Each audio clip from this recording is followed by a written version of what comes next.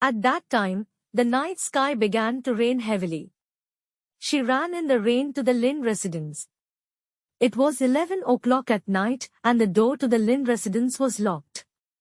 However, Sabrina could hear the joyful noise in the house as if there was something worth celebrating.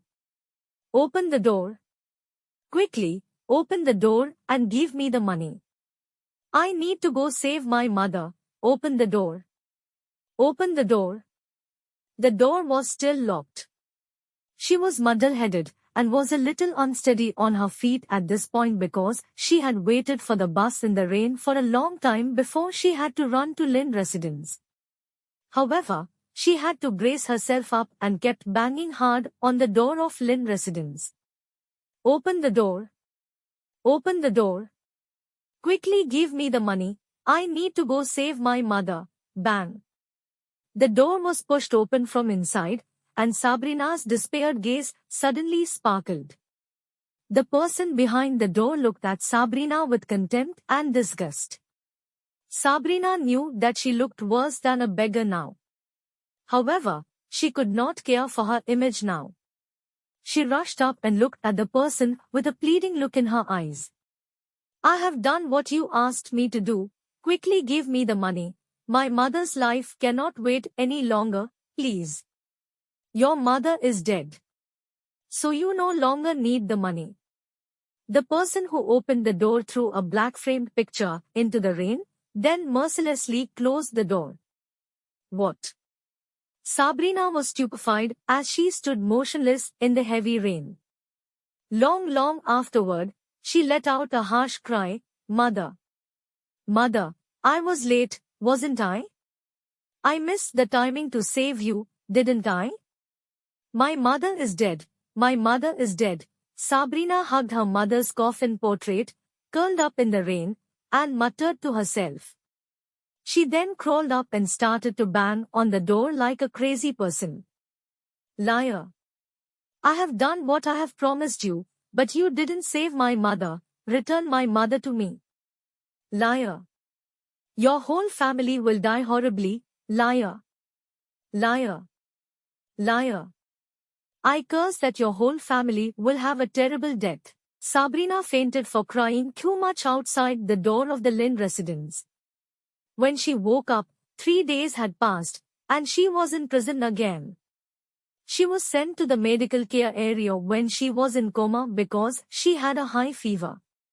Her fever came down after 3 days, and she was returned to the original imprisonment area. A few female inmates came and surrounded her. I thought she was released and freed after being bailed out, but she was sent back in again after 3 days. I heard she was lent out to be toyed with for a night. The well-built female gang leader pulled Sabrina's hair and let out a burst of sinister laughter. What a good life this woman had. Watch me beat her to death today. Sabrina did not even bat an eyelid. Let them beat her to death. If she were beaten to death, it would be perfect for her reunite with her mother. As the woman started to strip Sabrina's clothing, a stern voice came from the door. What are you doing? The female gang leader instantly put on a fake smile and said Sabrina was sick. We were just concerned for her. The correctional officer did not answer but shouted Sabrina's prison code. Sunna Mudu Aru, come out. Sabrina walked out and asked indifferently, what did I do wrong now? You have been acquitted. The correctional officer said blankly. What? Sabrina thought she hallucinated. It was until when she was out of the prison door that she realized it was real. She cried tears of joy and murmured, Mother.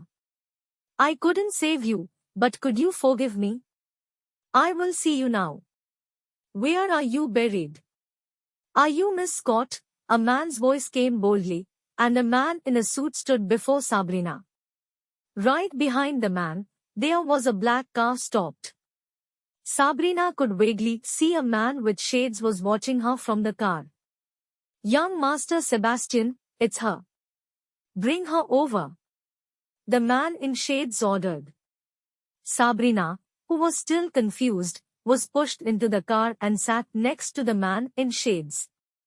She immediately felt a cold murderous aura coming from him. Sabrina felt her life was in his hands. "I am Sebastian Ford." The man introduced himself coldly.